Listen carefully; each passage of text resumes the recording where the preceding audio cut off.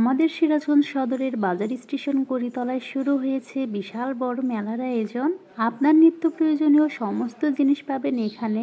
কি নেই এখানে বলতে গেলে একের ভেতরে সব আছে। তো মেলাটা আমাদের ঘরের দ্বার প্রান্তে, তাই আমরা আর দেরি করিনি, শুরুটা আমরাই শুরু করেছি। মেলায় যাওয়ার কোনো প্রিপারেশন আমাদের আগে থেকে ছিল না, এর বায়নাতে হঠাৎ করে আমাদের চলে যেতে হচ্ছে মেলায়। একমাত্র মেয়ের আবদার কি কখনো ফেলা যায়? আর মেলায় যাওয়ার আমারও খুব ইচ্ছে ছিল। আমি তো ভেবেছিলাম মেলায় যাব একদম মেলার শেষের দিকে, এখন গেলে জিনিসপত্রের দামটা একটু বেশি নেবে, শেষের দিকে কিন্তু জিনিসপত্রের দামগুলো কম হবে। তো আমরা যখন মেলায় পৌঁছে যাই তখন দেখি সন্ধ্যার আজান হচ্ছে।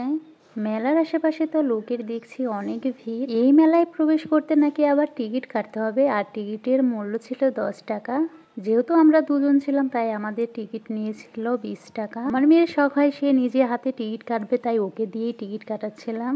এর আগের বার যখন মেলায় আসে তখন এই সিস্টেম ছিল না, কোনো টিকিট কাটতে হয়নি। এবার কেন এই নিয়ম হয়েছে তাও জানি না।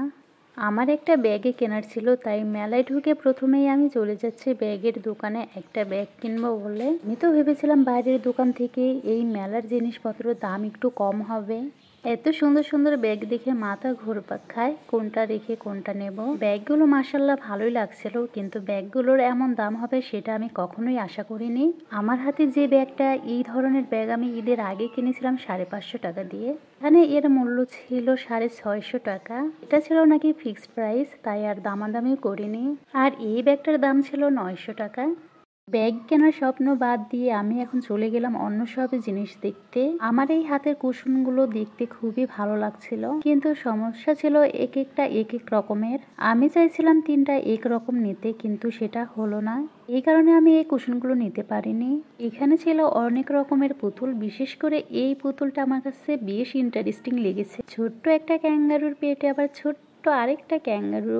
খেলনার দোকানে গিয়ে আমার মেয়ে এই খেলনাটা নেওয়ার বায়না ধরে বসে রইল। এইটা কেমন ধরনের খেলনা বলুন তো, যার আবার দাম নাকি 100 টাকা। এর আগের বার যখন মেলায় আসি তখনকার সময়টাই ছিল ভালো, মেয়ে আমার কোনো কিছুর বায়না ধরতে পারতো না, কারণ আমার মেয়ের বয়স ছিল তখন 6 মাস, আর এখন আমার মেয়ের বয়স 6 বছর।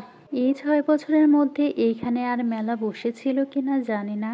যেহেতু আমার মেয়ে এখন অনেক বড়, তাই আমার মেয়ের আবদারগুলোও এখন অনেক বেশি। আমি আর নিজের জন্য কি কিনবো, মেয়ের আবদার পূরণ করতে করতেই তো জীবন শেষ। এখান থেকে মেয়ের জন্য 2টো গেঞ্জি কিনে দিই, টুকিটাকি কিছু কসমেটিকও কিনে এখান থেকে। আলো ঝলমলে এই জিনিসগুলো দেখতে অনেক বেশি সুন্দর লাগছিল। আমার কেনার ছিল 2টো হিজাব পিন, আমি 2টো হিজাব পিন কিনি। চেয়েছিলাম 2টো হিজাব কিনতে, কিন্তু হিজাবের মাথার কাছে লেজ বসানো, এর জন্য আমার কাছে হিজাবগুলো মোটেও ভালো লাগেনি, তাই আর হিজাবটা আমি নেইনি। আমার মেয়ে হঠাৎ বলে উঠলো, আম্মু পিঠা খাবো। এই পিঠাগুলো কি বিক্রি করার? এইটা আমার মেয়েকে কে বোঝায়।